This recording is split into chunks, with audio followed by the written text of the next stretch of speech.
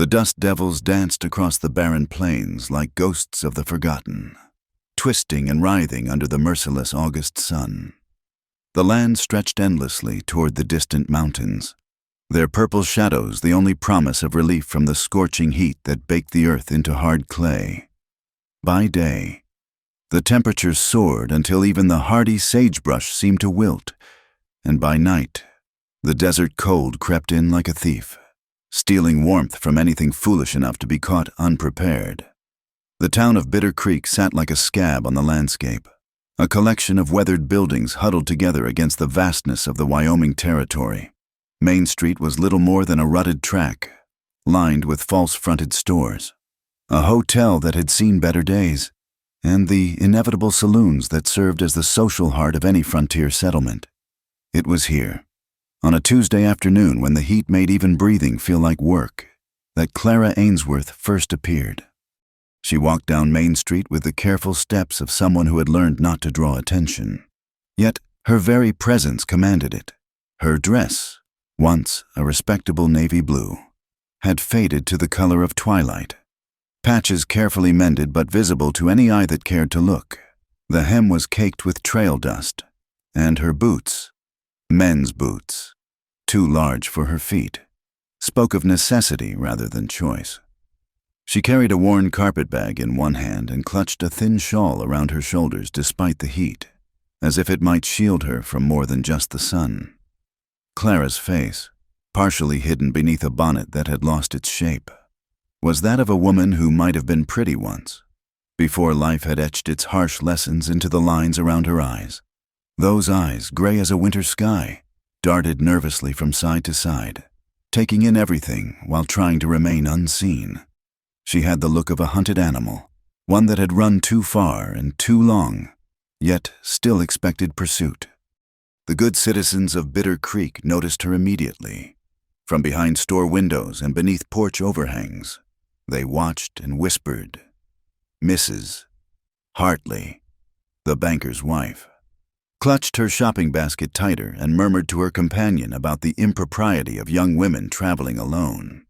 Tom Walsh, lounging outside the barber shop, spat tobacco juice into the street and made a crude assessment of the stranger's likely profession.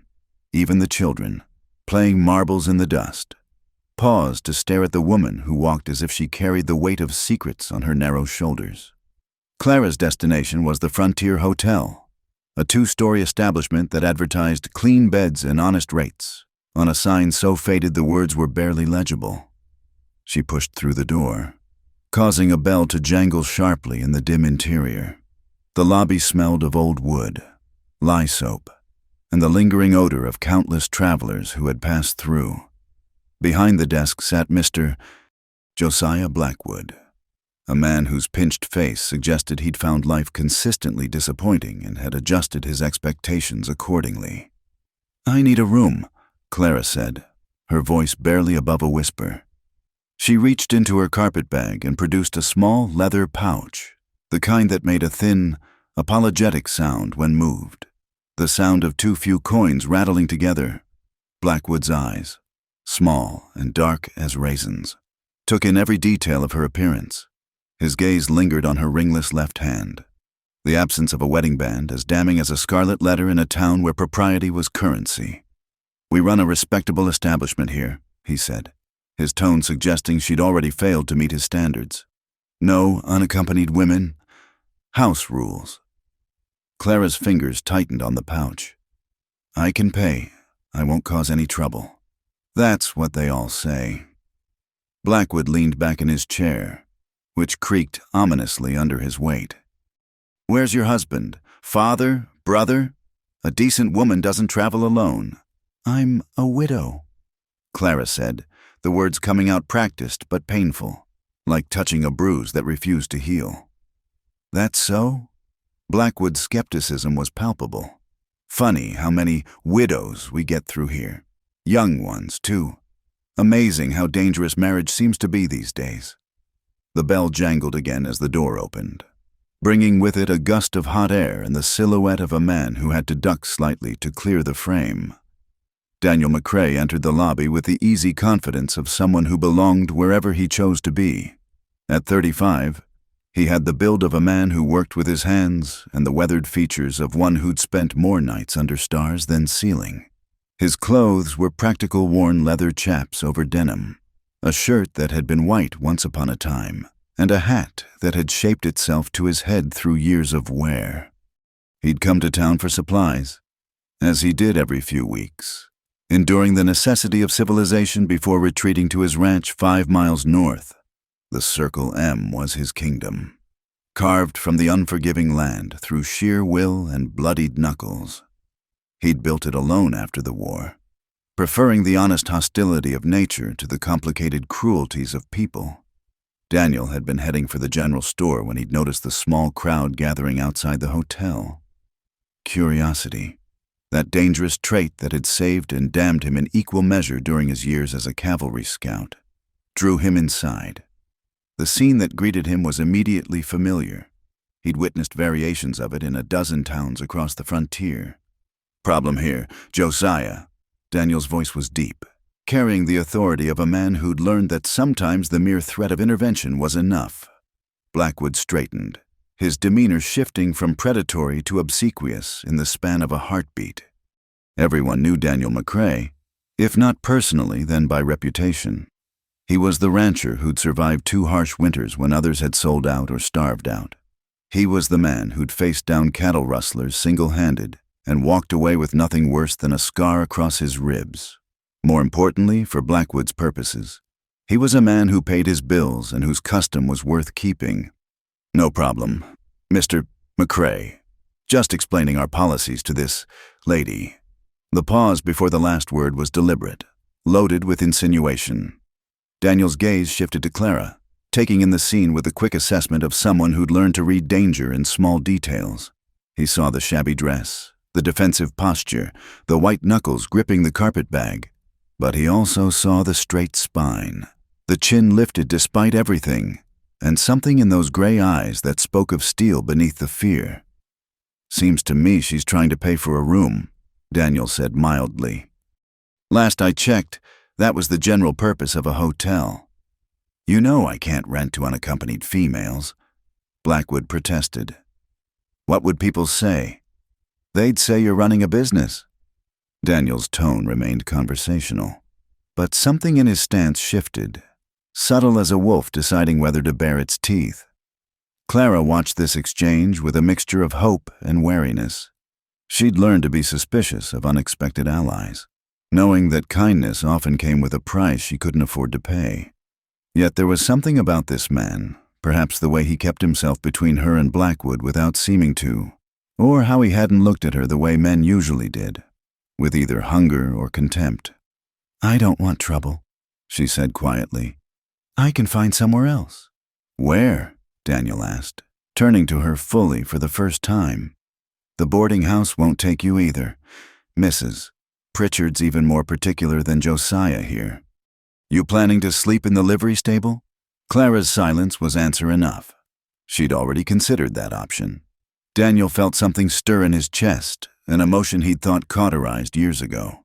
It might have been pity, but pity was too simple a word for the recognition he felt looking at her, one damaged creature acknowledging another.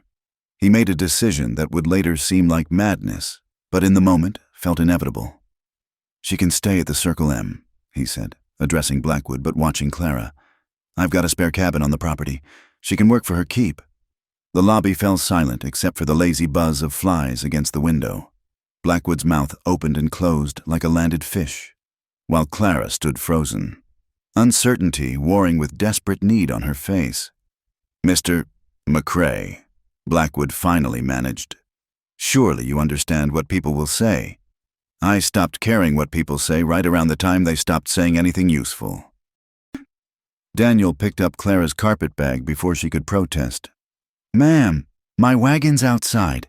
You can make your decision there, but I'd recommend doing it quick. Storm's coming in tonight, and you don't want to be caught in the open when it hits." Clara looked between the two men, one offering humiliation, the other offering— what? She didn't know, but the approaching storm decided her. She'd survived too many nights in the elements to romanticize exposure. with a tiny nod that might have been agreement or simply exhaustion. She followed Daniel McCrae out of the hotel and into the blazing afternoon sun. As they walked toward his wagon, Clara couldn't shake the feeling that she was stepping from one story into another, trading the known dangers of her past for the uncertain promise of something new. Behind them, the good people of Bitter Creek were already beginning to talk, their whispers following the unlikely pair like tumbleweeds in the wind. The Circle M Ranch sprawled across the valley like a statement of defiance against the wilderness. As the wagon crested the final hill, Clara got her first glimpse of what would become her refuge. The main house sat solid and unpretentious, built from logs that had weathered to silver gray.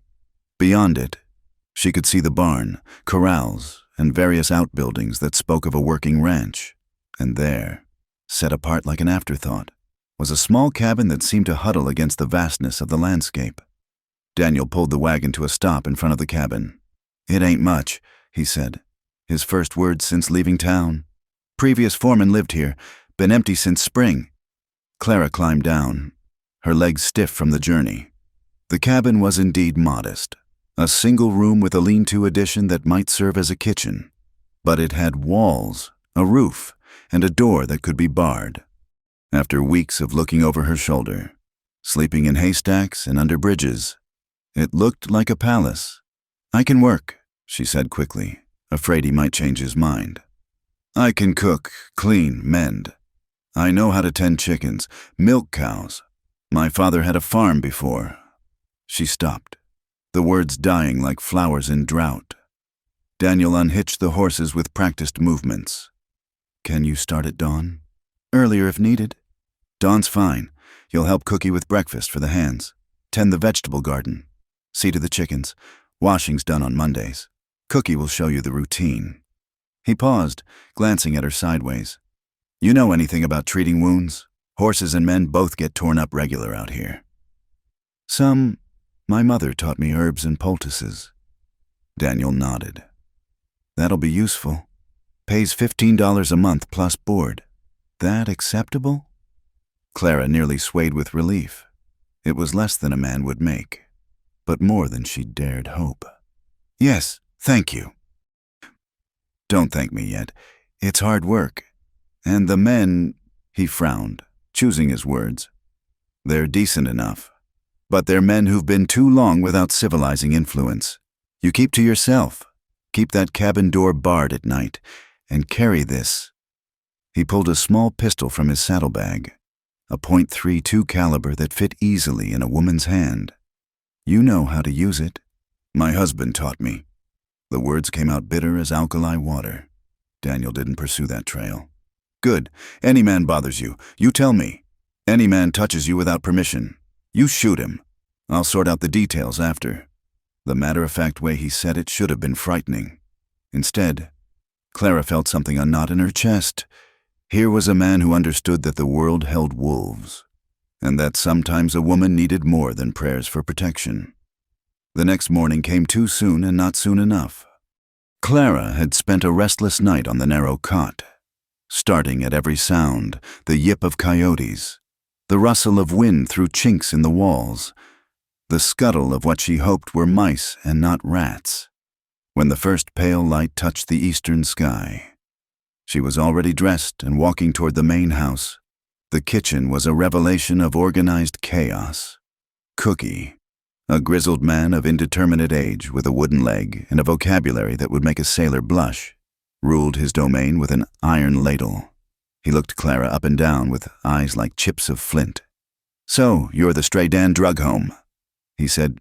"Can you cook worth a damn? I can follow directions. Better than most. Then, grab that apron. 30 hungry men expecting biscuits and gravy in an hour. And they get meaner than rattlesnakes when breakfast is late."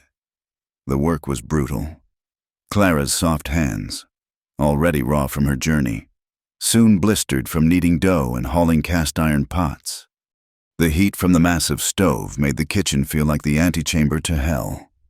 Sweat soaked through her dress before the sun had properly risen. But there was something healing in the routine. Crack eggs, stir gravy, flip bacon. Don't think about yesterday or tomorrow, just the next task. Cookie barked orders but without malice, treating her like any green hand who needed training.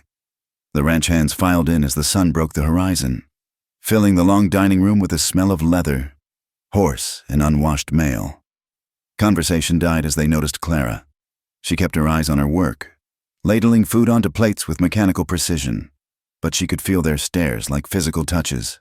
"Eyes on your grub, you mangy dogs," Cookie growled. "Anyone makes the lady uncomfortable answers to me, and then to the boss." The mention of Daniel was enough to restore a semblance of order, though Clara caught whispers and speculative glances throughout the meal. She understood. A woman at a ranch meant either wife, daughter, or trouble. She was clearly none of the first two. After breakfast came the garden. Clara had expected a small plot. Instead, she found nearly an acre of vegetables struggling against the harsh climate. The previous tender had clearly given up halfway through summer. Weeds choked the beans, and half the tomato plants had withered from neglect. Clara tied her skirts up and went to war. There was something satisfying about pulling weeds. Each one removed a small victory against chaos. The sun climbed higher, turning her morning sweat into a constant companion. Her back ached, her hands bled where blisters burst, but she didn't stop. "You'll kill yourself working like that." Clara spun, heart hammering, to find Daniel watching from atop his horse. She hadn't heard him approach. "The garden needs tending," she said defensively. "It's needed tending for months. It'll still need it tomorrow." He dismounted, pulled a canteen from his saddle, and handed it to her. "Pace yourself. I need a worker, not a martyr." The water was warm, but tasted like salvation. Clara drank carefully, mindful not to appear greedy. Everything here was a test. She understood. Every moment an opportunity to prove she was worth the risk he'd taken. "You always work this hard?" Daniel asked. "When I have work to do, yes." He studied her for a moment, taking in the sweat-soaked dress, the dirt under her fingernails, the determined set of her jaw. "Cookie says you held your own this morning. That's good. The men will test you. Push boundaries. Don't give an inch." "I understand. Do you?" His voice hardened slightly. "This isn't about being unfriendly. It's about survival. A woman alone out here, well, you show weakness, and some men take that as invitation." Clara met his gaze directly. "Mr. McCrae, I assure you, I am well acquainted with what some men take as invitation. I've found that breathing seems to be sufficient for some." Something shifted in Daniel's expression. "Surprise, perhaps, or recognition. Fair enough. Just remember what I said about that pistol." He remounted and rode off toward the far pastures, leaving Clara to her weeds and her thoughts. As she worked, she puzzled over Daniel McCrae. He wasn't like any man she'd known. Her father had been weak, choosing the bottle over his family. Her husband had been cruel, mistaking possession for love. But Daniel seemed carved from different stone. Hard, yes, but not brittle. Protective without being possessive. The days fell into a rhythm. Dawn in the kitchen with Cookie, learning the particular demands of feeding working men. Mornings in the garden, coaxing life from the reluctant soil. Afternoons mending clothes, treating minor injuries. Maintaining the chicken coop. Evenings canning vegetables, preparing for the winter that Cookie assured her would come meaner than a scalded cat. The ranch hands gradually accepted her presence, though she was careful to maintain strict boundaries. She learned their names, their quirks, their preferences for coffee. Young Tom liked extra sugar when he could get it. Miguel needed his eggs runny. Big Jim wouldn't eat tomatoes but would devour anything else put in front of him. But at night, alone in her cabin, the ghosts came calling. Clara would jolt awake, certain she heard his voice, felt his hands. More than once. She grabbed the pistol, pointing it at shadows that resolved into nothing more threatening than moonlight through cracked shutters. Her husband was dead. She knew this with the certainty of someone who'd seen the life leave his eyes, but trauma has its own logic, and fear doesn't always listen to facts. One evening, perhaps 2 weeks after her arrival, Clara was closing the chicken coop when she heard horses approaching fast. Her hand went immediately to the pistol in her apron pocket. Living on the frontier meant understanding that speed usually meant trouble. 3 riders thundered into the yard, pulling up in a cloud of dust. Clara recognized 2 as Circle M hands, but the third was a stranger, slumped in his saddle and dark with what looked like blood. "Where's the boss?" one of the hands shouted. "North pasture." Clara called back. "What happened?" "Rustlers. Jake caught a bullet." Without thinking, Clara ran to help ease the wounded man from his horse. Blood seeped through his shirt, and his face had the gray pallor of shock. "Get him inside," she ordered, surprising herself with the authority in her voice. "Kitchen table. I need hot water, clean cloth, and whiskey." The next hour blurred together. Clara's mother had been a midwife and healer, passing on knowledge that Clara had never expected to use on bullet wounds. But flesh was flesh, and the principles held. Clean the wound, stop the bleeding, prevent infection. Her hands moved with remembered precision, even as her mind recoiled from the blood, the memories it stirred. Daniel arrived as she was tying off the bandage. He took in the scene, his man laid out but breathing. Clara, blood-splattered but calm, his hands hovering near their guns with the restless energy of violence interrupted. "He'll live," Clara said, exhaustion hitting her all at once. "The bullet went clean through, missed anything vital, but he'll need watching for fever." Daniel's expression was unreadable. "You did this?" Yes," suddenly uncertain. Clara wiped bloody hands on a ruined apron. "I'm sorry if I overstepped. You saved his life." Daniel's voice was rough. "Tom, ride for town. Get the doctor to confirm what needs confirming. But I think Miss Clara's already done the real work." It was the first time he'd used her name. That night, Clara couldn't sleep. She sat on her cabin's small porch, wrapped in a shawl against the high desert cold, watching stars wheel across the vast sky. The violence of the day had shaken loose memories she'd tried to bury. But alongside the fear was something new. She'd helped. She'd been useful, necessary even. For the first time in longer than she could remember, she felt like more than a victim or a burden. A figure emerged from the darkness, and Clara's hand found her pistol before she recognized Daniel's distinctive stride. He stopped a respectful distance away, a bottle in one hand and 2 glasses in the other. "Thought you might need this," he said, pouring amber liquid that caught the moonlight. "Jake's sleeping peaceful. Doc said you did everything right." Clara accepted the glass, the whiskey burning a warm trail down her throat. "My mother was a healer." "Was?" "Cholera, 5 years ago." They drank in silence. The night sounds of the ranch horses shuffling, coyotes calling, wind through grass, filling the space between words. "That was quick thinking today," Daniel said eventually. "Not many would have kept their head." Clara stared into her glass. "I've had practice with blood." The words hung between them, heavy with implication. Daniel didn't push, didn't pry. He simply refilled her glass and leaned against the porch post, solid and patient as the mountains. "You're not what I expected," Clara found herself saying. "What did you expect?" She considered. "I don't know, something worse." Daniel's laugh was dry as dust. "Give it time. I'm sure I'll disappoint eventually." But Clara didn't think so. As she sat there in the darkness, whiskey warmth in her belly and this strange, steady man beside her, she felt something she'd thought lost forever. Not safety. The frontier offered no such guarantees, but the possibility of it. The promise that not all strength came with cruelty attached, that not all men saw gentleness as something to exploit. "I should go," Daniel said eventually. "Dawn comes early." Clara nodded, though part of her wanted to ask him to stay, to keep the darkness at bay a little longer. As he turned to leave, something made her call out, "Mr. McCrae, thank you for taking the chance." He paused, silhouetted against stars. "Maybe I'm not the one taking chances, Miss Clara." After he left, Clara sat a while longer, feeling the solid boards of the porch beneath her, the weight of the pistol in her pocket, the burn of whiskey courage in her chest. Tomorrow would bring its own challenges. It always did. But tonight, for the first time in memory, she wasn't running. She was choosing to stay. The whispers started as a trickle but soon became a flood. Every trip to town for supplies meant running a gauntlet of stares and speculation. Clara kept her eyes forward, her chin high, but she could hear the conversations that halted when she passed, only to resume with increased fervor in her wake. Living out there with all those men? Mrs.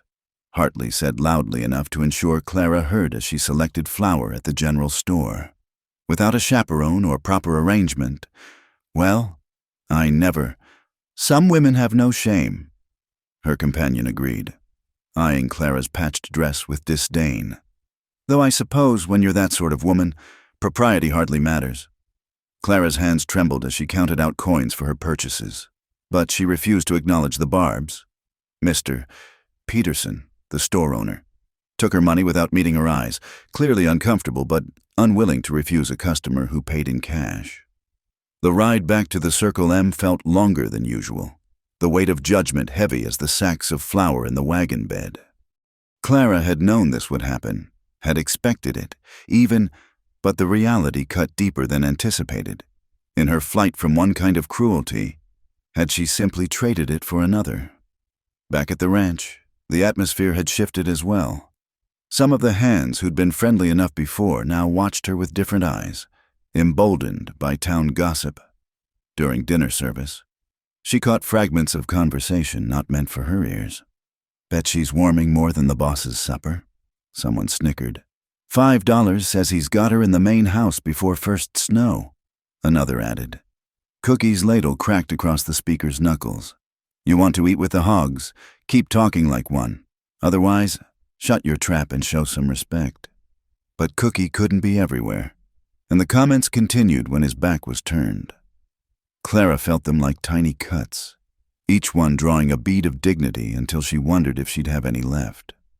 The pressure came to a head 3 weeks after the shooting incident. Clara was gathering eggs when Roy Hutchins cornered her in the coop. He was one of the newer hands, hired for the approaching fall roundup, with the kind of looks that made him think he was God's gift to womankind. Heard you were a widow, he said, blocking the doorway with his bulk. Must get lonely, pretty woman like you. Excuse me. Clara tried to push past, but he didn't budge. No need to be unfriendly, just making conversation. His grin showed too many teeth. Course, some say you ain't really a widow. Say maybe you're running from something, or someone. Clara's hand found the pistol in her pocket. Mister, McCrae made the rules clear. I suggest you follow them. McCrae ain't here, gone to the north pasture with most of the crew. Roy stepped closer, and Clara could smell the tobacco on his breath. Just you and me, and possibilities. The click of the hammer being cocked was loud in the confined space. Clara held the pistol steady despite her racing heart. Step back, now. Roy's eyes widened, then narrowed. You won't shoot. Women like you. You're all talk.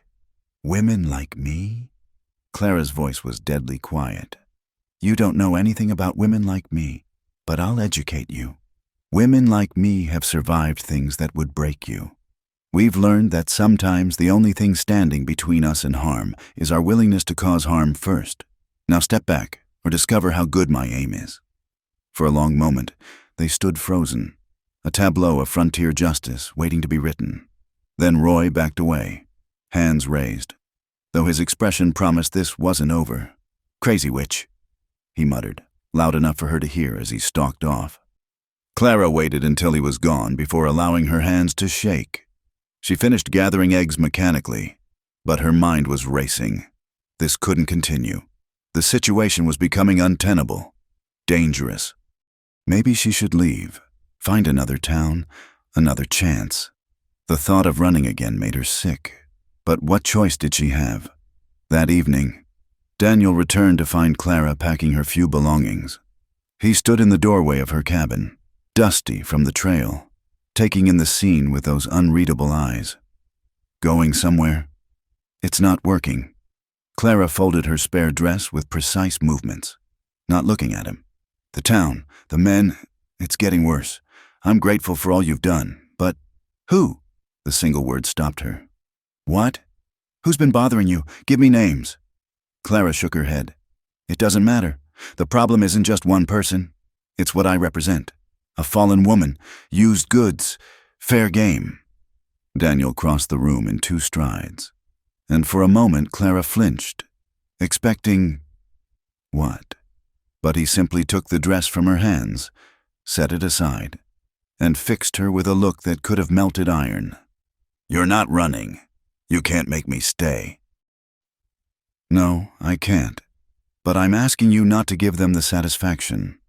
His jaw tightened. Was it Hutchins? Clara's silence was answer enough. "I'll handle it. You can't fight the whole world for me, Mr. McCrae. Watch me." The fierce protectiveness in his voice made something flutter in Clara's chest, but she forced herself to be practical. "And what happens when you're not around? What happens when the talk gets so bad that even you can't ignore it? Your reputation—" "My reputation?" Daniel laughed, harsh and humorless. "Miss Clara, my reputation could use some scandal. I'm the man who came back from the war with blood on his hands and ice where his heart should be. The hermit who'd rather run cattle than take a wife. Let them talk. Their words are wind. It's different for a woman." "I know." His voice gentled. "I know it's not fair, but running won't solve anything. You'll just find the same small minds in the next town, and the next. Sometimes you have to make a stand." Clara sank onto the small bed, suddenly exhausted. "I'm tired of fighting. Then let me fight this one for you." The next morning, Daniel called a meeting of all the hands. Clara watched from the kitchen window as he laid down the law in terms that brooked no argument. Any man who disrespected Miss Ainsworth would find himself not just fired, but blacklisted from every ranch in the territory. Any man who touched her without permission would face worse. "Some of you might have heard talk in town," he said, his voice carrying clearly. "Speculation about Miss Ainsworth's presence here. Let me make something crystal clear. She works for the Circle M. She's under my protection. That makes her untouchable. Any man who has a problem with that can collect his pay and ride out now." Roy Hutchins shifted uncomfortably but didn't move. Neither did anyone else. "Good. Now get to work." The meeting helped, but it couldn't stop the town gossip. If anything, Daniel's public defense only fueled more speculation. The next Sunday, Reverend Whitman delivered a sermon on the wages of sin that might as well have been addressed directly to Clara. She hadn't attempted church since arriving, knowing she wouldn't be welcome. But Cookie reported the highlights with disgusted relish. "Hypocrites, the lot of them." He spat. "Half those good women have secrets that would curl your hair, but let one woman try to make an honest living." The isolation might have broken Clara if not for unexpected allies. Miguel's wife, Rosa, appeared one afternoon with fresh bread and a shy smile. She spoke little English and Clara less Spanish, but kindness needed no translation. Cookie became fiercely protective, threatening violence on anyone who spoke ill of Clara in his presence. Even some of the hands began to thaw, seeing her dedication and genuine skill, but it was Daniel who became her anchor. He started finding reasons to check on her work, offering gruff advice about the garden or asking her opinion on ranch matters. Their conversations were careful, formal, but Clara began to treasure them. Here was someone who saw her as more than her past, who valued her contributions rather than cataloging her sins. One evening, a month after the confrontation with Roy, Clara was sitting on her porch mending shirts when she heard riders approaching. The sound still made her tense, but she recognized Daniel's tall form in the lead. What she didn't expect was the woman riding beside him. Eleanor Standish was everything Clara wasn't. Elegant, refined, with a kind of beauty that money preserved and enhanced. Her riding habit probably cost more than Clara would earn in a year. She dismounted with practiced grace, eyeing Clara with the calculating gaze of a predator sizing up competition. "So, this is your new employee," Eleanor said, making the word sound sordid. Daniel's jaw tightened. "Miss Ainsworth. This is Miss Standish. Her father owns the Rocking-S Ranch." Clara rose, acutely aware of her patched dress and work-roughened hands. "Miss Standish." Eleanor didn't acknowledge the greeting. Daniel, surely we can speak privately. I've come all this way. Anything you need to say can be said here. Eleanor's perfect features twisted slightly. Very well. Daddy wanted me to remind you that his offer still stands. The Rocking S and Circle M combined would be the largest ranch in the territory. It makes good business sense. Your father knows my answer. That was before. Eleanor's gaze flicked to Clara. Before you started harboring strays. Daddy's concerned about your judgment. The whole town is talking. Then they need more to occupy their time. Daniel? Eleanor's voice turned honey-sweet. We've known each other since we were children. I've waited patiently while you built this place. Proved yourself. But I won't be humiliated by your association with this. Careful. Daniel's voice was soft, dangerous. You're on my land, Eleanor. Mind your manners. Eleanor's composure cracked. She's using you. Can't you see that? A desperate woman shows up with a sob story, and suddenly you're playing Knight Protector? What hold does she have on you? The only hold anyone has on me is common decency, something you might try learning. Eleanor's face flushed red. You'll regret this. Daddy won't take kindly to being spurned for a woman of no background, no family, no virtue. Get out. Daniel's voice cut like a whip. Get on your horse and get off my land. Don't come back. Eleanor left in a fury of dust and wounded pride. Daniel watched her go, then turned to Clara, who stood frozen by the exchange. I'm sorry, Clara whispered. I've caused you trouble. Eleanor Standish has been trying to cause me trouble since she figured out her daddy's ranch adjoined mine. This isn't about you. Yes, it is. Clara wrapped her arms around herself. She's right. I am using you. For shelter, for protection, for a chance at a life. Maybe that makes me exactly what they say. Daniel was quiet for a long moment. When he spoke, his voice was thoughtful. My mother used to say that we're all using each other, one way or another. The trick is to be honest about it. Make sure the trade is fair. You work hard. You've brought order to this place, patched up my men, improved the garden, made Cookie almost pleasant. Seems like a fair trade to me. And my reputation, the talk, will die down when something more interesting comes along. Always does. He paused. Unless you're planning on giving them something real to talk about. There was something in his tone, a question within the question. Clara felt heat rise in her cheeks. Of course not. Then we don't have a problem.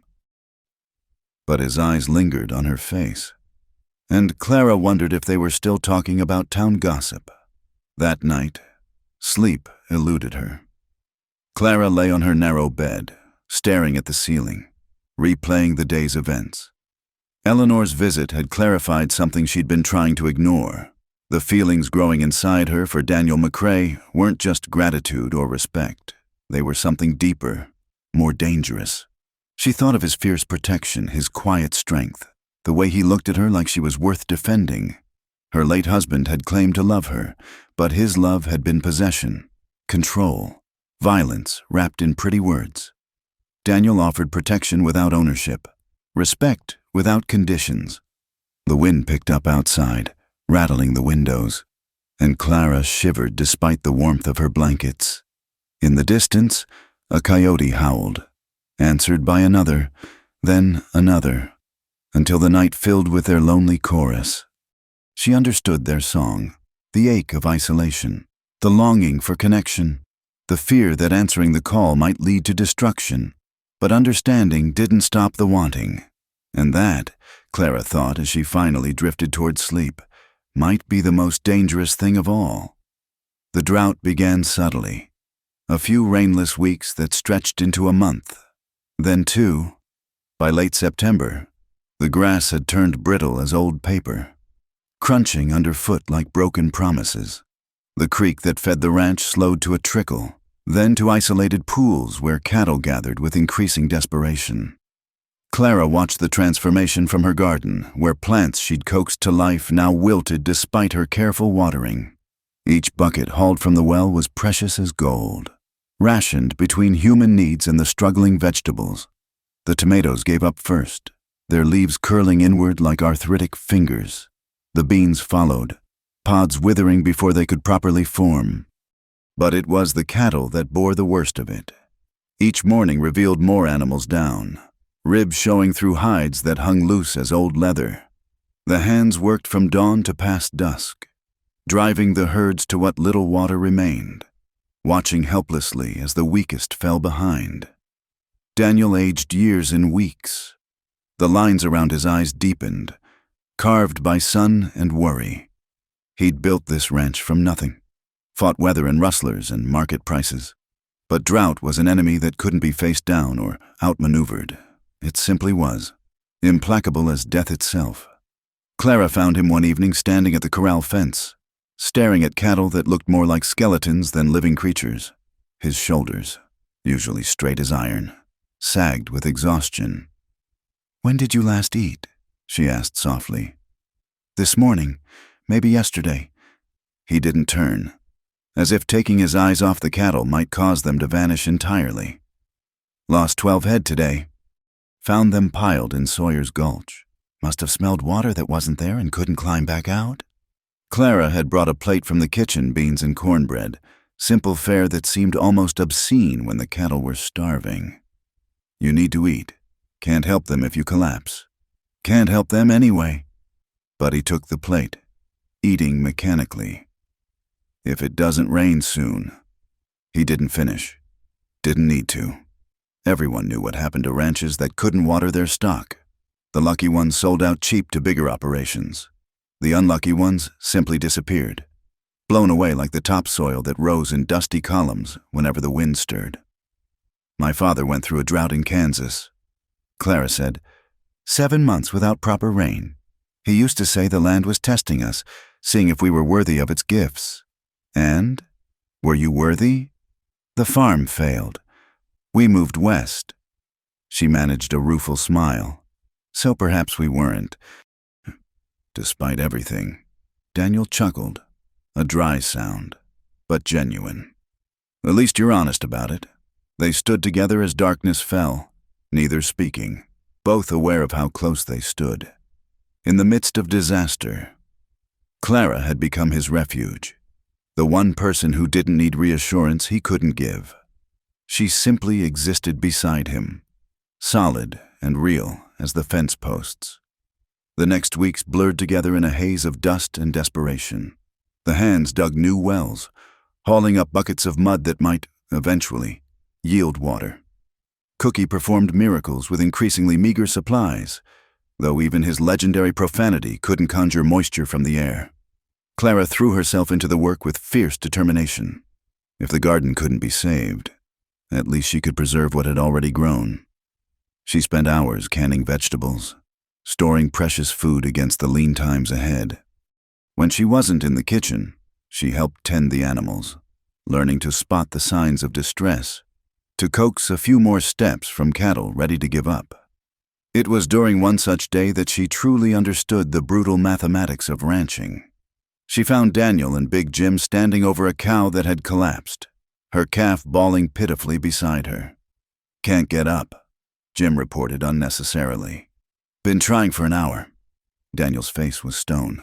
"Put her down. Save the calf if you can," as Jim went for his rifle. Clara knelt by the exhausted animal. The cow's eyes rolled, showing white, and her breathing came in labored gasps. Clara had seen enough death to recognize its approach, but that didn't make it easier. The shot cracked across the afternoon air. The calf's bawling intensified, and Clara found herself gathering the orphan against her chest, its warm weight a small defiance against the day's cruelties.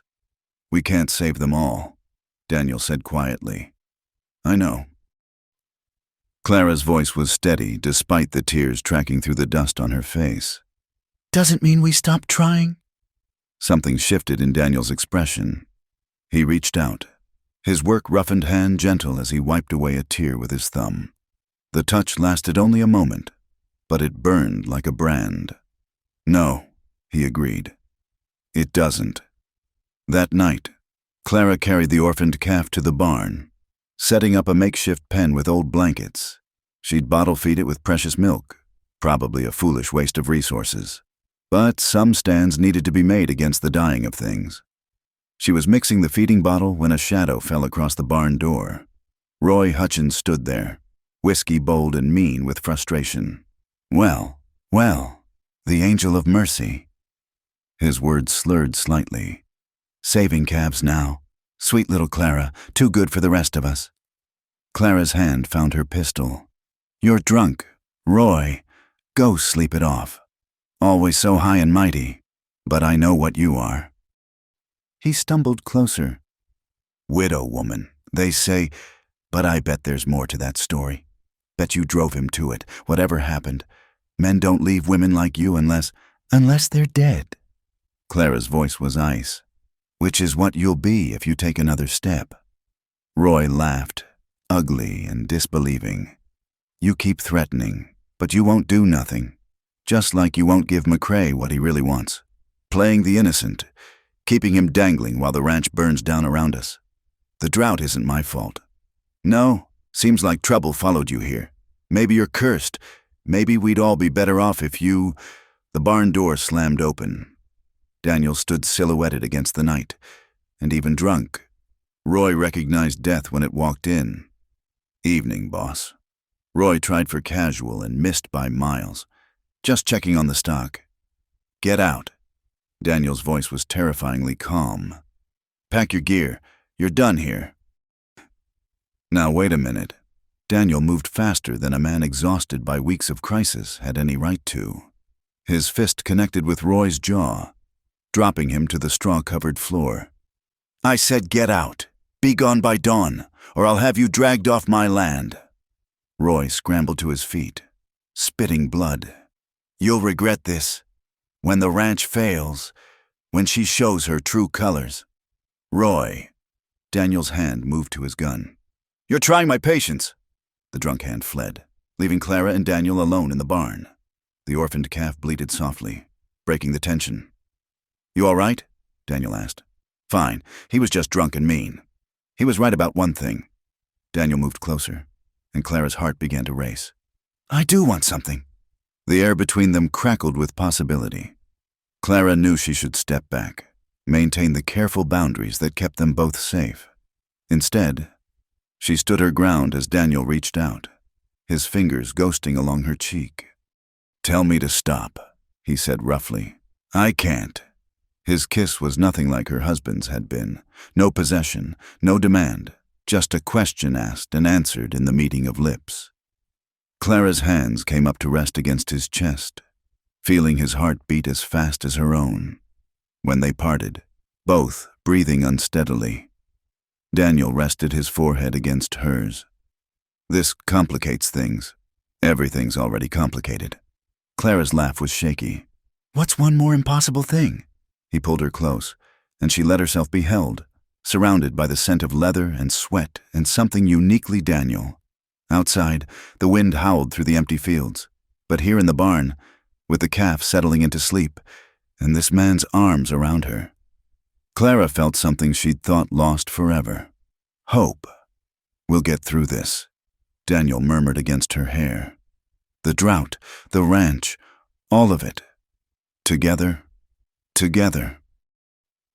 But even as they stood there, finding solace in each other, Clara couldn't shake the feeling that Roy's drunken words held a kernel of truth.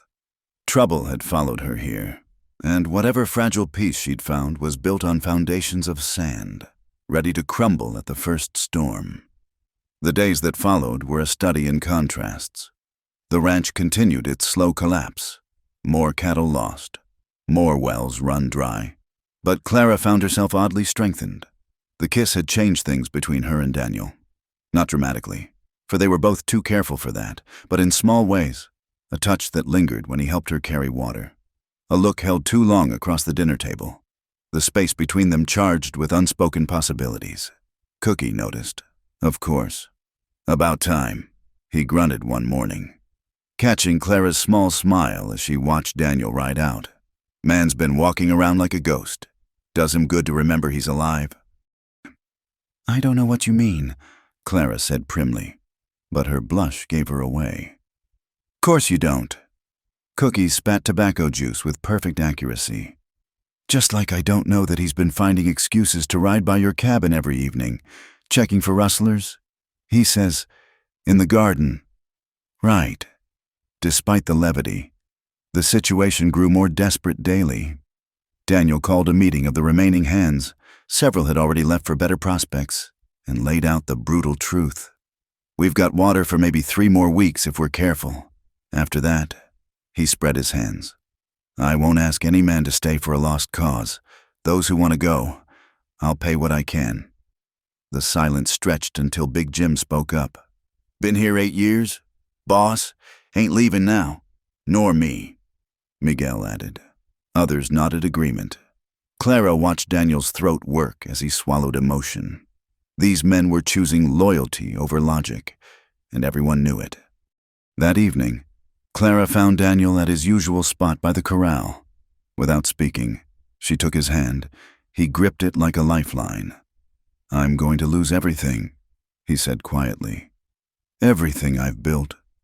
You won't lose me. He turned to her then, eyes fierce with something between desperation and determination. I can't ask you to stay for nothing. When the ranch goes... Clara stopped his words with a kiss, pouring all her faith into the contact. When she pulled back, she kept her hands on his face, forcing him to meet her eyes. I've been with a man who had everything and gave nothing. I'd rather have a man who has nothing but gives everything. Daniel made a sound between a laugh and a sob, pulling her against him. They stood there as the sun died in spectacular reds and purples, painting the dying land in shades of beauty. Tomorrow would bring new struggles, new losses. But tonight, they had each other. And sometimes, Clara thought, that was miracle enough. The stranger arrived on a Tuesday, when the October sun hung like a brass coin in the cloudless sky. Clara first saw him from the kitchen window, a thin man in a black suit despite the heat, picking his way fastidiously around the puddles of dust that passed for the ranch yard. Something about him made her stomach clench with old fear. Maybe it was the way he moved, careful and calculating, or how his eyes swept the buildings like he was cataloging assets. She'd seen that look before, on the faces of men who came to collect debts or deliver bad news. Cookie noticed her stillness. What's got you spooked, girl? Visitor, Clara managed, her mouth suddenly dry. Daniel emerged from the barn, wiping his hands on his pants. The stranger's face split into what might have been a smile on someone who understood the expression better. Mr. McCrae, my name is Josiah Pemberton. I represent certain interests back east. He produced papers from his coat. I believe you knew a woman named Clara Morrison. Clara's blood turned to ice. Morrison, her married name, the one she'd abandoned with everything else when she fled. Through the window, she saw Daniel's shoulders stiffen. Never heard of her, Daniel said flatly. Really? Because I have information suggesting she's been seen in this area. Young woman, widow, arrives under mysterious circumstances. Pemberton's gaze swept the ranch again, lingering on Clara's cabin. There's a substantial reward for information leading to her whereabouts. What she wanted for the death of her husband, Mr. Morrison. Tragic case. Man found dead in his own home. Wife vanished with certain valuables. His family is most anxious for justice. Clara gripped the counter until her knuckles went white. Lies. All lies. She'd taken nothing but the clothes on her back and bruises that had taken weeks to fade. But who would believe her against the Morrison family's money and influence? Like I said, haven't seen anyone matching that description. Daniel's voice held warning now. This is a working ranch, Mr. Pemberton. If you've got no business here... Oh, but I do? Pemberton produced another paper. Sheriff in Bitter Creek suggested I speak with you. Said you'd recently hired a woman. Thought perhaps I could meet her, ease my mind that she's not the fugitive I seek. Clara felt trapped, a rabbit in a snare. If she ran, she'd confirm suspicions. If she stayed hidden, Pemberton would keep digging. And if she showed herself... The decision was taken from her when Cookie suddenly bellowed, "Clara, need you out here?" She could have cursed his timing, or blessed it. Either way, she had no choice but to walk out into the blazing sun, feeling Pemberton's eyes lock onto her like a hawk sighting prey. "Miss," Pemberton inquired, all false politeness. Ainsworth, Clara said, proud when her voice didn't shake. Clara Ainsworth. "Not Morrison? I've never been married. Mr. Pemberton." The lie came smoothly, born of desperate practice. Pemberton studied her with pale eyes that reminded her unpleasantly of her late husband's. "Fascinating. You bear a remarkable resemblance to the woman I seek. Same height, same hair color." "Common enough features," Daniel interjected, moving subtly between them. "Half the women in the territory could match that description. Perhaps. Tell me, Miss Ainsworth, where did you reside before coming here?" Clara lifted her chin. "Kansas. My family had a farm until the drought took it. Names? Locations? Surely you have references?" "My references died of cholera. Mr. Pemberton. That's the trouble with frontier life. It doesn't leave much room for proper documentation." "How convenient." Pemberton's smile was sharp as glass. "Well, I'll be staying in Bitter Creek for a spell. Should you remember anything about Clara Morrison? I'm at the hotel." He tipped his hat mockingly. "Good day." After he left, Clara's knees gave out. She would have fallen if Daniel hadn't caught her, his arms strong and steady around her shaking form. "Inside," he said tersely. "Now." The kitchen had never felt more like a sanctuary. Cookie took one look at their faces and found urgent business elsewhere. Daniel sat Clara at the table, poured whiskey with hands that weren't quite steady, and pushed the glass into her nerveless fingers. "Drink." She obeyed, the liquor burning but failing to touch the cold at her center. "Daniel, Is it true?" His voice was careful, neutral. "Are you Clara Morrison?" Clara stared into the amber liquid. This was it, the moment she'd dreaded, when the lies would unravel and she'd lose everything again. "Yes. Did you kill your husband?" The question hung between them like a blade. Clara forced herself to meet his eyes, needing him to see the truth, even if he didn't believe it. "He was beating me. Again. Always careful not to leave marks where they'd show. But that night, he was drunk and angry about something at work. He said he was going to teach me a lesson I'd never forget." Her voice dropped to a whisper. "He meant to kill me. I knew it in his eyes." Daniel's jaw tightened, but he said nothing. "I pushed him, that's all, just pushed him away when he came at me. But he was so drunk, and there were the stairs." Clara's hands trembled around the glass. "His neck broke when he fell. I tried to help him, but he was already gone, and I knew his family would never believe it was self-defense. A wife who kills her husband, even accidentally, even to save herself, they'd hang me for certain." "So you ran." "So I ran." Clara laughed bitterly. "Changed my name, invented a story about being a widow, which wasn't really a lie, and tried to disappear. I thought I'd gone far enough." Daniel was quiet for a long moment. Then, "Tell me about these valuables you supposedly stole." "There weren't any. William drank away most of his salary, and what he didn't drink, he gambled. But his family has money, respectability. Easier to paint me as a thief and murderer than admit their golden boy was a drunk who beat his wife. William Morrison." Daniel said the name like he was tasting it. "Out of Denver." Clara's head snapped up. "You knew him?" "Knew of him. Came through here 2 years back, trying to buy land cheap from desperate ranchers. Had a reputation for being charming until he didn't get his way." Daniel's eyes hardened. "Also had a reputation for liking his whiskey and his women vulnerable. He was persuasive when he wanted something." Clara touched her ribs absently, remembering old breaks. "I was young, alone after my parents died. He seemed like salvation, by the time I realized what he truly was. We were married, and I had nowhere to go." Daniel stood abruptly, pacing to the window. "Pemberton will be back. He smells blood." "I know." Clara set down the glass with careful precision. "I'll leave tonight. I won't bring this trouble to your door." The hell you will. The vehemence in his voice startled her. Daniel turned from the window, and the fury in his eyes made her shrink back instinctively. No, he said more gently. I'm not angry at you. I'm angry at the thought of you running again, at the bastard who hurt you, at a world that would punish you for surviving. He returned to the table, taking her hands in his. You're not going anywhere. Daniel, you don't understand. The Morrisons have influence, money. They can make things very difficult for you. Let them try. His grip tightened. I've faced worse than some soft-handed Eastern family with more money than sense. Why? Clara searched his face. Why would you risk everything for me? Because you're not the only one with ghosts. Clara.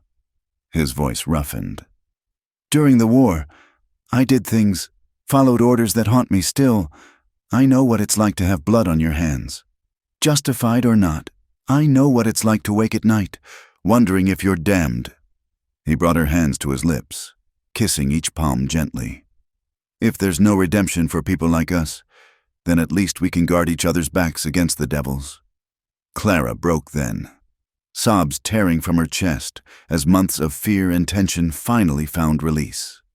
Daniel pulled her against him, murmuring wordless comfort as she wept into his shirt. When the storm passed, leaving her empty and oddly clean, she found his eyes were wet too. We need a plan, he said practically. Pemberton won't give up easily. I could sign something. A statement saying, I'm not Clara Morrison. Won't be enough if he's determined. Daniel considered. We need witnesses. People who'll swear you've been here longer than you have. That you couldn't be the woman he's seeking. No one would lie for me. I'm already an outsider. You'd be surprised. Cookie appeared in the doorway, apparently done with his urgent business. Rosa would swear to anything I ask. Miguel too. And Big Jim owes you for patching him up. Man takes that serious. You were listening. Clara wasn't sure whether to be offended or grateful. Course I was listening. Like to know what kind of trouble's brewing in my kitchen. Cookie spat accurately into a tin can. For what it's worth, any man who'd raise a hand to a woman deserves what he gets. Your husband got off easy with a broken neck. Cookie, don't interrupt. Point is, you got people here who'll stand for you. Question is whether you'll let them. Daniel squeezed Clara's shoulder. He's right. You've been fighting alone for too long. Time to let others share the load. Clara looked between the two men, one offering sanctuary, the other solidarity, after so long trusting no one. The idea of accepting help felt foreign as speaking Chinese. But what choice did she have? All right, she whispered. We do this together. Together. Daniel agreed. Cookie grunted approval. Good. Now let's talk strategy. This Pemberton fellow strikes me as the type who responds better to strength than sympathy. As they planned, Clara felt something shifting inside her chest. The fear was still there, might always be there, but it no longer ruled her. She had allies now, people willing to stand between her and harm. It was a gift she'd never expected to receive again.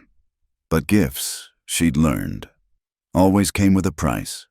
And as the afternoon wore on, shadows lengthening like reaching fingers, Clara couldn't shake the feeling that the bill was coming due. The morning after Pemberton's visit dawned crisp and clear, the first hint of autumn's approach touching the air. Clara had spent a sleepless night wrestling with fear and desire in equal measure, knowing that everything had changed between her and Daniel with his declaration of protection. She found him already at work in the barn, repairing tack with the focused intensity he brought to every task. He looked up at her approach, and something electric passed between them, an acknowledgement of feelings no longer hidden, dangers shared, truths revealed. Couldn't sleep either, he asked softly. No. Clara moved closer, drawn by invisible threads. Daniel, what happened yesterday? Changed nothing. He set down the leather, standing to face her fully. Except now I know why you flinch at sudden movements, why your eyes go distant sometimes. Now I understand the courage it takes for you just to trust each day. I'm not courageous. I'm terrified. Courage isn't the absence of fear. Clara, It's acting despite it. His hand came up to cup her cheek, thumb brushing away a tear she hadn't realized had fallen. You're the bravest woman I know. The space between them crackled with tension. Clara knew she should step back, maintain some distance for both their sakes. Instead, she swayed forward, drawn by a need stronger than wisdom. Daniel made a sound low in his throat, part groan, part surrender.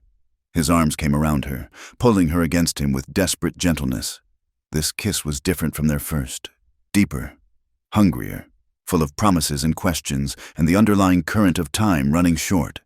When they parted, both breathing hard, Daniel rested his forehead against hers. "Tell me to stop," he said roughly. "Tell me this is wrong, that we should wait until the trouble passes." "I've spent my whole life waiting," Clara whispered. Waiting to be loved properly, waiting to feel safe, waiting to live instead of just survive. "I'm tired of waiting." Something broke in Daniel's expression, the last wall crumbling between his heart and hers. He kissed her again, and this time Clara felt herself coming alive under his touch. Nerves she'd thought deadened forever sparking back to painful, glorious life. "Not here," Daniel said against her lips. "Not in a barn like you're something to be ashamed of." He took her hand, leading her from the barn with purposeful strides. Any hand who saw them knew better than to comment, though Clara caught Cookie's knowing nod as they passed the kitchen. Daniel's house loomed before them, and Clara felt a moment's hesitation at the threshold. Once she crossed it, there would be no going back. Daniel sensed her pause. "We don't have to." "Yes," Clara interrupted. "We do." Inside, morning light slanted through windows, turning dust motes to gold. The house was simply furnished but clean, speaking of a man who valued function over form. Daniel led her to his bedroom, then stopped, suddenly uncertain. "Clara, it's been a long time, and you, after what you've been through..." She silenced him with a finger to his lips. "I know the difference between taking and giving. Daniel, between force and choice. This is my choice." What followed was a revelation.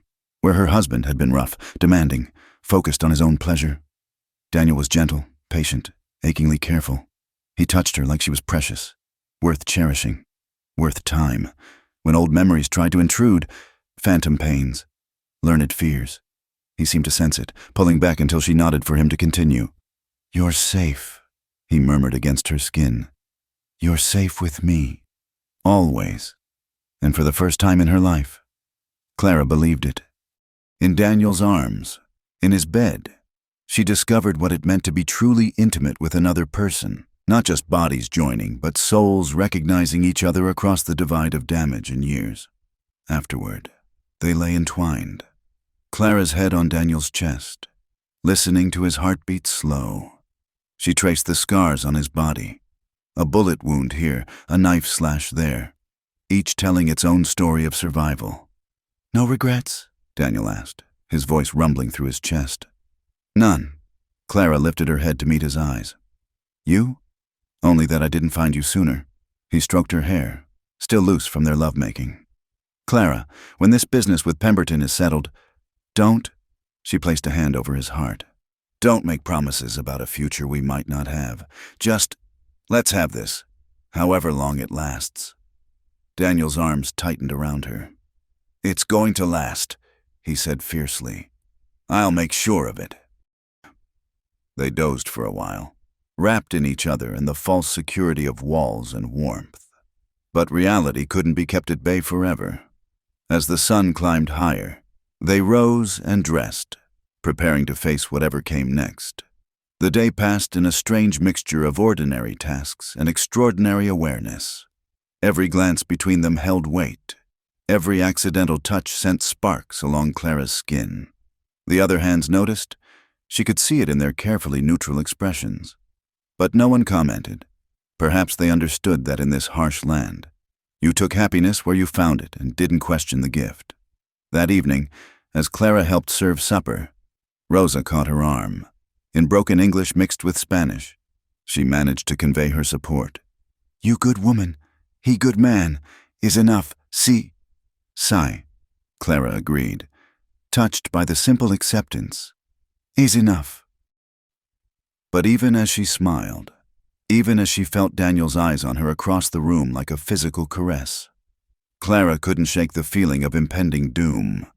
Happiness had always come with a price in her experience. She'd learned not to trust it. Her instincts proved correct when a rider approached at dusk, spurring his horse hard. Clara recognized him as one of the hands from the rocking Eleanor Standish's ranch. "Message for McCrae," the rider called, not bothering to dismount. "Miss Eleanor wants you to know there's talk in town. That Pemberton fellow's been asking questions, and he's found people willing to answer for the right price." Daniel's face hardened. "What kind of answers?" "Kind that say your woman there fits the description of the one he's looking for. Kind that remembers seeing her arrive about the time he says, 'Miss Eleanor thought you should know.'" The rider's expression suggested Eleanor's motives were far from pure. "She also said to tell you her daddy's offer still stands, if you come to your senses. Tell Miss Standish I appreciate the warning, if not the attachment," Daniel said coolly. "And tell her my answer remains the same." After the rider left, Daniel gathered his most trusted hands. The war council that followed was tense, each man understanding the stakes. "Pemberton's building a case," Daniel explained. "We need to move first." "What you thinking, boss?" Big Jim asked. "I'm thinking it's time, mister. Pemberton learned that frontier justice cuts both ways." Daniel's smile was sharp as a blade. "Cookie, you still have contacts in Denver?" "Might do. Why?" "Because I want to know everything about William Morrison. Every debt, every scandal, every enemy he made.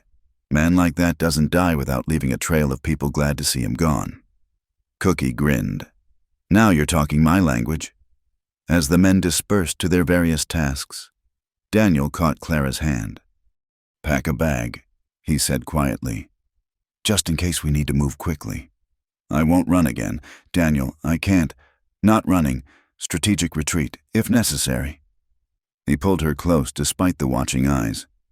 "But I'd rather stand and fight. Question is, are you with me?" Clara thought of the morning, of finding home in his arms, of having something worth fighting for again. "I'm with you." "Good." He kissed her forehead. "Because tomorrow, we take the battle to them." That night, Clara lay in her narrow cabin bed, alone by mutual agreement that they needed to be careful until the current crisis passed. But she could feel Daniel's presence across the yard like a tether, binding her to this place and these people who'd become her unlikely family. She thought about the statement Daniel had made. "Tomorrow, we take the battle to them." It thrilled and terrified her in equal measure. All her life, she'd been reactive, running from threats rather than facing them. But now, with Daniel beside her and allies at her back, she felt the stirring of something she'd thought killed along with her husband, the willingness to fight. Let Pemberton come. Let the whole Morrison clan descend with their money and influence. She'd found something here worth defending, and she'd be damned if she'd let them take it without a fight. As if in answer to her thoughts, a wolf howled in the distance. Lone and defiant against the night, Clara smiled in the darkness. She understood that song now. Not loneliness, but declaration. I am here. I survive. I endure. And sometimes, she thought as sleep finally claimed her, that was its own form of victory. The next morning brought clouds on the horizon, the first promise of rain in months. Clara stood on her porch, breathing air that held the faint electric smell of approaching storm. After so long, the possibility of rain felt like an omen, though whether good or ill, she couldn't say. Daniel appeared, dressed for town in his best shirt and coat. "Ready?" Clara smoothed her own dress, the best of her poor collection, carefully mended and pressed, as I'll ever be. "Remember, you don't have to do this. We can handle Pemberton without—" "No." Clara's voice was firm. "I've hidden long enough. It's time to face this." Daniel smiled, pride and worry warring in his expression. "That's my girl." The endearment warmed Clara, even as it terrified her. My girl. Such simple words to carry such weight. But as she climbed into the wagon beside Daniel, Big Jim and Cookie mounted as escorts, she realized the truth of it. She was his now, as he was hers, and whatever came next, they'd face it as one. The road to town stretched before them, dusty and uncertain. But for the first time in memory, Clara wasn't looking back. She was looking forward, to the battle ahead and the life that might wait beyond it. And if her hand found Daniel's on the wagon seat, if their fingers intertwined like a promise and a prayer, well, that was just another form of courage, wasn't it? The first drops of rain began to fall as they crested the hill above Bitter Creek, and Clara lifted her face to the sky, letting the moisture wash away the dust of yesterday. Whatever happened in town, whatever truths were revealed or lies exposed, she'd already won the only victory that mattered. She'd found home. She'd found love. She'd found the courage to fight for both. And that, she thought as thunder rumbled approval overhead, was worth any price she might have to pay. The rain that had begun as they entered Bitter Creek turned into a steady downpour, transforming the dusty streets into rivers of mud. It seemed fitting, Clara thought, that the drought would break on the day she faced her past. The very heavens were washing the world clean. Daniel had wired ahead to Judge Harrison in Cheyenne, a man he'd served with during the war and one of the few authorities he trusted. The judge had agreed to hear their case, traveling to Bitter Creek specifically for this purpose. It was a risk. Judges could be bought as easily as anyone else, but Daniel insisted Harrison was incorruptible. They gathered in the back room of the territorial courthouse, a grand name for what was essentially a converted storehouse. Judge Harrison proved to be a lean man with intelligent eyes and hands that shook slightly from an old war wound. Pemberton was already there, looking like a cat who'd cornered a mouse. "This is highly irregular," Pemberton protested as Daniel and Clara entered with their escorts. "This woman is a fugitive. That has yet to be determined." Judge Harrison interrupted. "I have agreed to hear evidence. Mr. Pemberton, present your case." Pemberton laid out his accusations with the smooth delivery of a man used to getting his way. Clara Morrison had murdered her husband. She'd fled with stolen valuables. The Morrison family sought justice for their lost son. He produced affidavits from Denver, testimony from witnesses who'd seen Clara near the Morrison home the night of the death. Clara forced herself to remain still, though each lie felt like a physical blow. Beside her, Daniel's tension was palpable, his hand resting near his gun as if he might shoot Pemberton on principle. "And you claim this woman here is Clara Morrison?" Judge Harrison asked when Pemberton finished. "The resemblance is unmistakable. The timing of her arrival here matches perfectly with the fugitive's disappearance." "I see." The judge turned to Clara. "And you, miss, what do you say to these charges?" Clara stood slowly, her legs unsteady but her voice clear. "My name is Clara Ainsworth, but yes, I was once Clara Morrison." The room erupted. Pemberton's face split into a triumphant grin, while Daniel's men shifted restlessly. Only the judge remained calm, raising a hand for silence. "Oh, you admit to being the woman he seeks." "I admit to being William Morrison's wife. I admit to being present when he died. But I am not a murderer. Your Honor, I am a survivor. Pretty words won't save you from the rope." Pemberton sneered. "Mr. Pemberton, you'll remain silent unless addressed." Judge Harrison warned. "Continue. Mrs. Morrison." "Ainsworth." Clara corrected quietly. "I took back my maiden name when I fled. And I fled not from justice, but from injustice, the kind that would see a woman hanged for defending herself against a man who'd beaten her for years." She told her story then. All of it. The courtship that had seemed like rescue. The wedding night when William first showed his true nature. The escalating violence. Always careful. Always hidden. The isolation as he drove away anyone who might help. The final night when whiskey and rage combined into murderous intent. "He said he would kill me." Clara's voice dropped to a whisper. "Said he was tired of my disobedience, my failure to give him sons. He came at me with his fists, backing me toward the stairs. I pushed him, just once, just trying to get away. But he was drunk, and he fell. A convenient story. Pemberton interrupted, earning another glare from the judge. But where's your proof? Where are the witnesses to this supposed abuse? Abusers don't leave witnesses. Daniel spoke for the first time. That's how they operate. And you are Daniel McCrae, the man who's going to marry her, assuming you don't railroad her for the crime of surviving. Clara's heart stuttered. Marriage? He'd said it so casually, as if it were already decided. How touching. Pemberton's voice dripped sarcasm. But Mr. McCrae's romantic intentions don't change the facts. A man is dead. His wife fled the scene, and perhaps, Cookie interrupted, producing a leather portfolio. You should know more about the man who died before you go painting him as a martyred saint. Cookie had been busy. His contacts in Denver had provided a wealth of information about William Morrison. Debts at every gambling house in the city. Bar tabs that ran to hundreds of dollars. 3 separate assault charges that had been quietly dropped when money changed hands. And most damning, a statement from a doctor who'd treated a young prostitute for injuries inflicted by Morrison 6 months before his death. Seems your sainted victim had a taste for violence against women, Daniel observed. Just usually picked ones who couldn't fight back. Pemberton's composure cracked. These are lies, fabrications.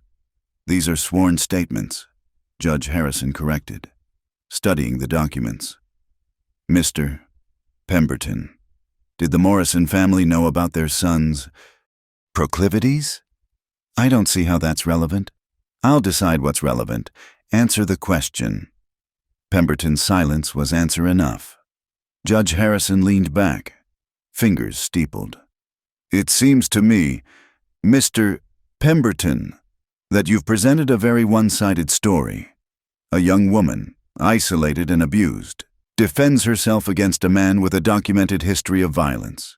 She flees, yes, but given the Morrison family's wealth and influence, can we blame her for believing she wouldn't receive justice? Your Honor, Pemberton tried again. Regardless of William Morrison's character, the law, Judge Harrison interrupted, recognizes self-defense. It also recognizes that justice and law are not always the same thing. He stood. Decision made. I find insufficient evidence to support charges of murder against Clara Ainsworth. As for theft, Mr. Pemberton, you've provided no inventory of what was supposedly stolen, no proof beyond the Morrison family's word. This case is dismissed. You can't, I can, and I have. The judge's voice turned to steel. And Mr. Pemberton, I suggest you return to Denver and advise the Morrison family to let this matter rest. Their son is dead by his own violence. Let them grieve that truth rather than pursuing vengeance against his victim. Pemberton left in a fury of threatened appeals and promised retribution. But the damage was done, his case was broken, and everyone knew it. As the room cleared, Clara found herself shaking. Daniel's arm came around her, solid and real. It's over, he murmured. You're free. Am I? Clara looked up at him. What you said about marriage, I meant it. Daniel cupped her face in his hands. I know it soon. I know you might need time to think. Yes, you need time. Or yes, I'll marry you. Clara laughed through her tears. Though God knows why you'd want a woman with my past. Because your past made you who you are. Strong enough to survive, brave enough to trust again, generous enough to love a broken-down rancher with more pride than sense. Judge Harrison cleared his throat. I could perform the ceremony now if you'd like. Save you another trip to town. Clara looked at Daniel, seeing her own mix of terror and joy reflected in his eyes. What do you think? I think, Daniel said slowly, that we've wasted enough time being afraid, but it's your choice. Clara, it's always your choice. Choice. Such a simple word to mean so much. Clara thought of all the choices that had been taken from her, all the times she'd been moved like a chess piece by other people's will. And here was this man, offering her the greatest choice of all, with no coercion, no force, just love and patience and possibility. Call in the witnesses, she said. Let's make it official. The ceremony was simple, witnessed by Cookie, Big Jim, and Rosa, who'd somehow appeared despite the rain. Clara wore her plain dress, Daniel his work clothes, but she'd never felt more beautiful or he more handsome. "Do you, Clara, take this man to be your husband, to have and to hold, in sickness and health, in good times and bad, for as long as you both shall live?" Clara looked at Daniel, seeing not just the man but the future they'd build together. The ranch that would survive because they'd fight for it side by side, the children that might come, raised in love instead of fear, the nights spent safe in his arms, the mornings waking to his smile. "I do. Do you, Daniel, take this woman to be your wife, to have and to hold, in sickness and health, in good times and bad, for as long as you both shall live?" Daniel's voice was rough with emotion. "I do, forever and then some. Then, by the power vested in me by the territory of Wyoming, I pronounce you man and wife. You may kiss your bride." This kiss was different from all that had come before. It was a seal on promises made, a celebration of battles won, a greeting to the future they'd face together. When they parted, Clara saw her own tears reflected on Daniel's cheeks. "Now then," Cookie said gruffly, clearly moved despite himself. "Let's get home before this rain washes us all away. We've got a ranch to save and a marriage to celebrate." As they loaded into the wagon, now legitimate husband and wife, Clara marveled at how much had changed in a single day. This morning she'd been a fugitive, haunted by the past. Now she was free, married, with a future stretching before her, bright as the lightning that split the sky. "Regrets?" Daniel asked as he helped her up. "Never." Clara took his hand, their wedding rings, hastily procured from the general store, catching the light. "Though I do wonder what Eleanor Standish will say when she hears." Daniel's grin was wicked. "Don't know. Don't care. I've got everything I want right here."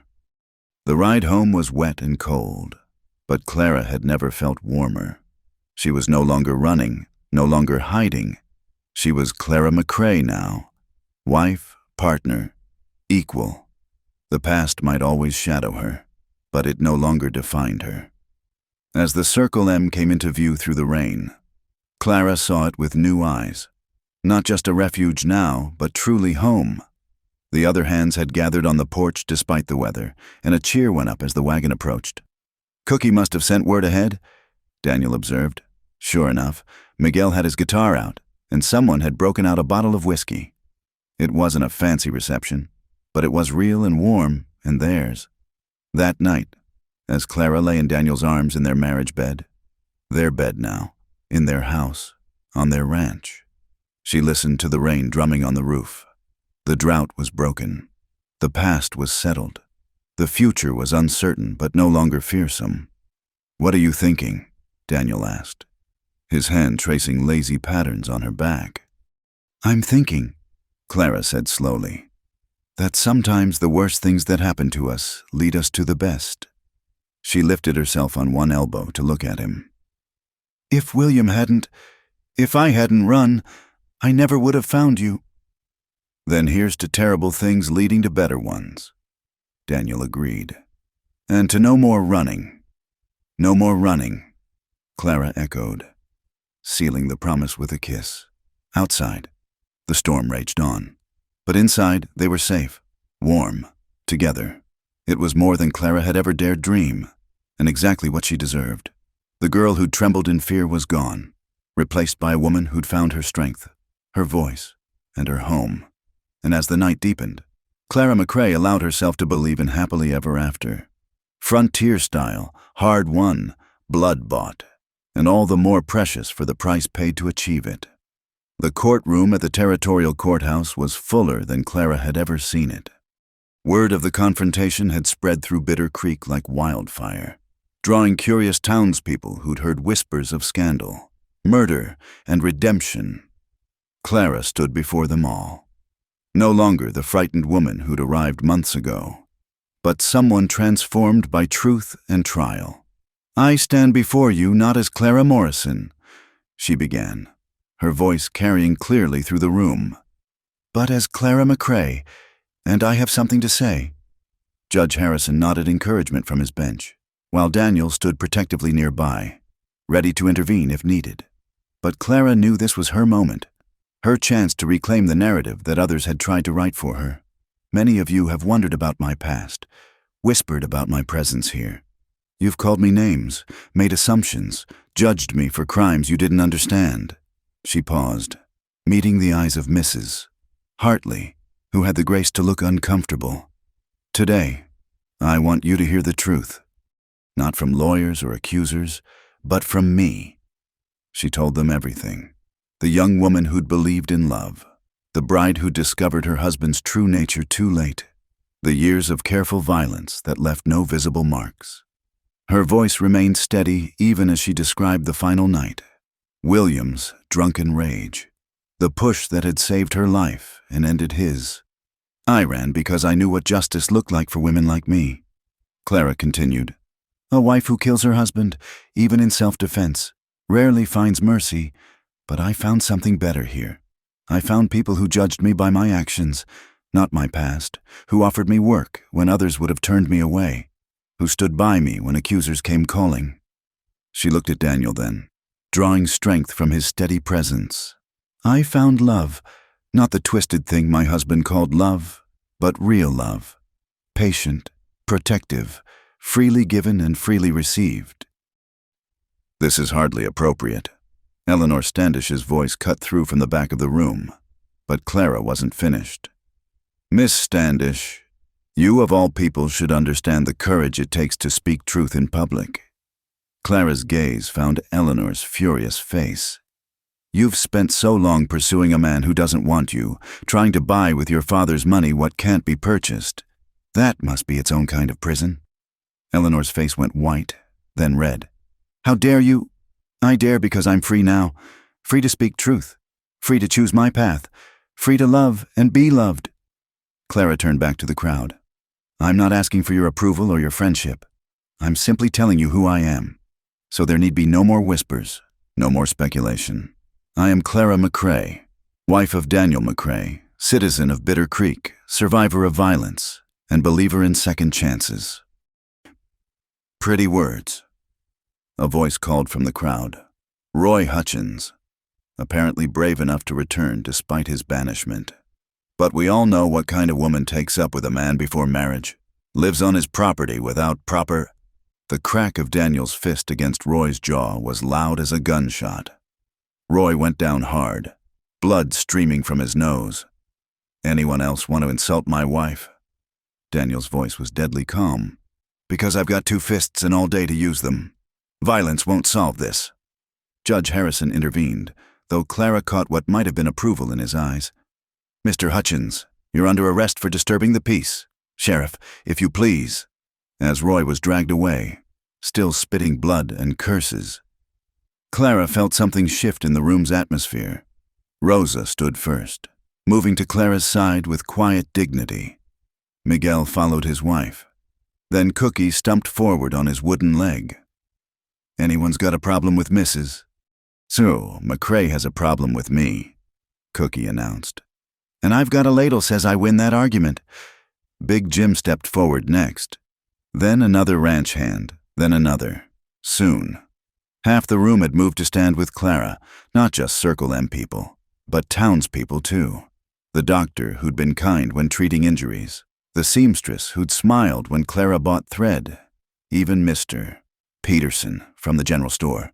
Seems to me, Dr. Brennan said quietly, a woman who can survive what Mrs.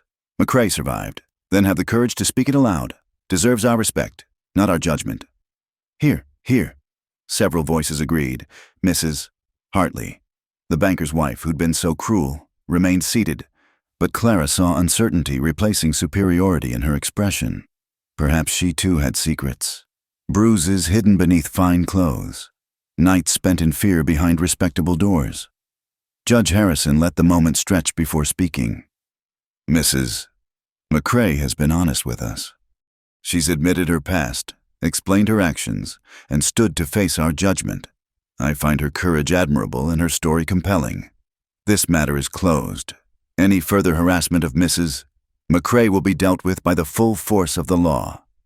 As people began to disperse, some offering quiet words of support, others maintaining their distance but no longer openly hostile, Eleanor Standish pushed forward. "This isn't over," She hissed at Clara. "You think you've won, but Daniel will tire of you. Men always tire of damaged goods. And when he does—" "When he does what?" Daniel interrupted, his arm coming around Clara's waist. "Finish that thought. Eleanor, I'm curious what fantasies you've been spinning." Eleanor's perfect composure finally cracked completely. "I waited for you. Years I waited. I could have had any man in the territory, but I wanted you. And you choose her? A used woman with blood on her hands? I choose love over money," Daniel said simply. "Courage over comfort, truth over appearances. If that mystifies you, Eleanor, then you never knew me at all." Eleanor left in tears, her dignity in tatters. Clara almost felt sorry for her. Almost. As the courthouse emptied, Judge Harrison approached. That was bravely done. Mrs. McCrae. Not many would have had the courage. "I had help," Clara said, looking at the people who'd stood with her. "More than I ever expected. The frontier has a way of stripping away pretense." The judge observed. "Out here, what matters is what you do, not what you've done. Remember that." The ride home was quiet, each lost in thought. The rain had tapered to a gentle mist, the air clean and sweet with the promise of renewal. As they crested the rise above the Circle M, Clara gasped. The land had already begun to respond to the rain, where yesterday had been only dusty brown. Now hints of green showed. It would take time, multiple storms, careful tending, but life was returning to the drought-stricken land. "It's like a miracle," Clara breathed. "No," Daniel corrected. "It's better. Miracles drop from heaven unearned.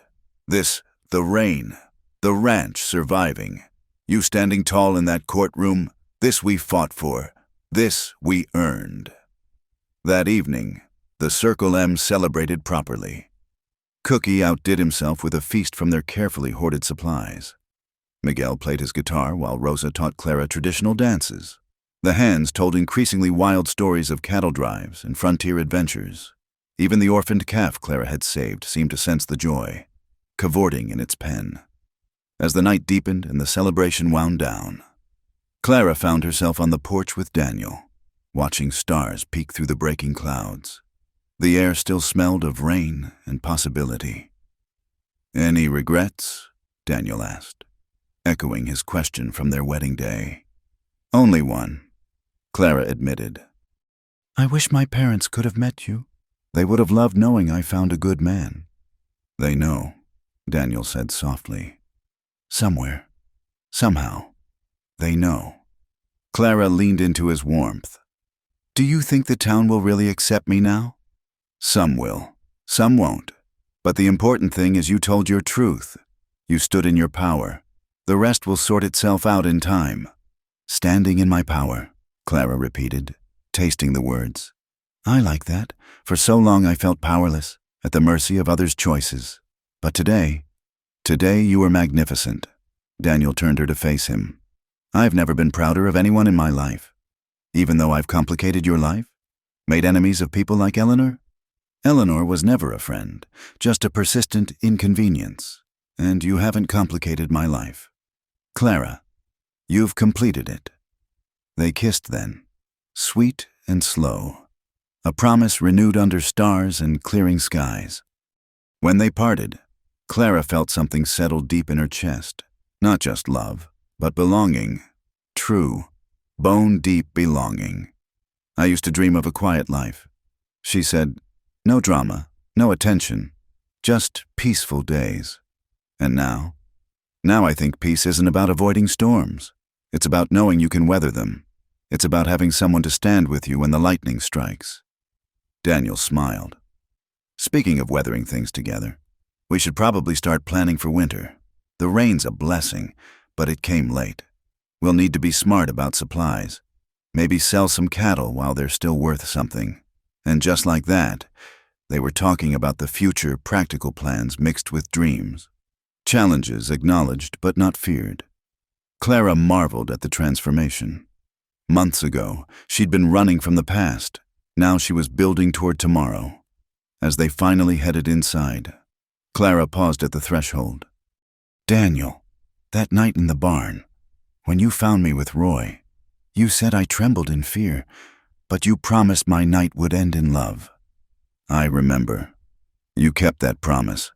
Not just that night, but every night since, even when I was too scared to believe in promises anymore. Daniel cupped her face gently. And I'll keep keeping it. Every night for the rest of our lives. That's my vow to you. Clara McCrae. No more nights ending in fear, only love. Clara believed him. More than that, she believed in herself. In her strength, her worth, her right to happiness. The woman who'd arrived at the Circle M broken and running was gone. In her place stood someone forged by fire, but not consumed by it. Shaped by pain, but not defined by it. As she followed her husband inside their home, Clara thought about all the women still trapped where she'd been, still believing they had no choices, no voice, no power. She couldn't save them all. But maybe, by standing tall and speaking truth, she'd shown even one of them that survival was possible, that love after violence was possible, that life after fear was not just possible, but beautiful. The door closed behind them, shutting out the night. But for the first time in memory, Clara wasn't locking things out.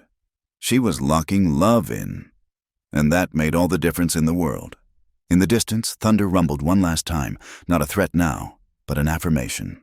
The drought was broken. The past was settled. The future was theirs to write. And Clara McCrae, who had once trembled in fear, now stood firm in love, ready for whatever came next. Her story had found its ending, not in tragedy as she'd once feared, but in triumph. The kind of triumph that comes not from never falling, but from finding the courage to rise, again and again, until standing tall becomes as natural as breathing. The West had tested her with its harsh beauty and unforgiving ways, but she had proven herself worthy of its gifts. Land to tend, work to do, people to love, and most precious of all, a second chance at life. She was home. Thank you so much for joining me on this journey through Clara and Daniel's story. I hope their tale of courage, redemption, and love touched your heart as much as it did mine. I'd love to know where in the world you're listening to this story. Please share in the comments below. Don't forget to subscribe to From Wild West channel for more tales of frontier romance and adventure. And please share your thoughts about Clara's transformation. Did her courage inspire you? Let's discuss in the comments.